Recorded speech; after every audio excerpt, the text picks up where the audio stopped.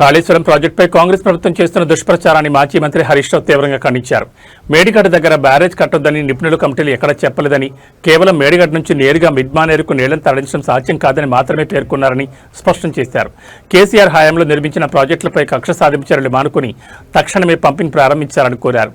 ప్రస్తుత ప్రభుత్వానికి నీళ్లు ఇవ్వడం చేతకాకపోతే కేవలం 3 నెలల పాటు సాగునీటి శాఖ బాధ్యతలను తనకు అప్పగించాలని సీఎం రేవంత్ రెడ్డికి సవాల్ విసిరారు.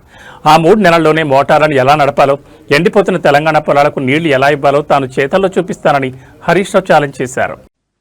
నేను సవాల్ వేస్తున్నా, ఒక్క 3 నెలలు నీటిపారుదల శాఖ మంత్రి నాకు జీతం వద్దు, కారు వద్దు, ఫ్యూన్ వద్దు, ఫ్యాన్ వద్దు. కారు, ఫ్యూను, జీతం, ఫ్యాను ఏమొద్దు. 3 నెలలు ఎట్లా నీళ్లు రావో మేము చేసి చూపిస్తాం, నీళ్లు బారిచ్చి చూపిస్తాం.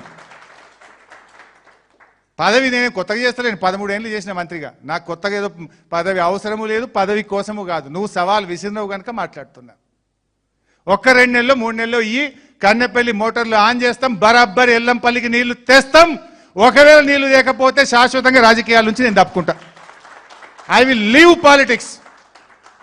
Are you ready?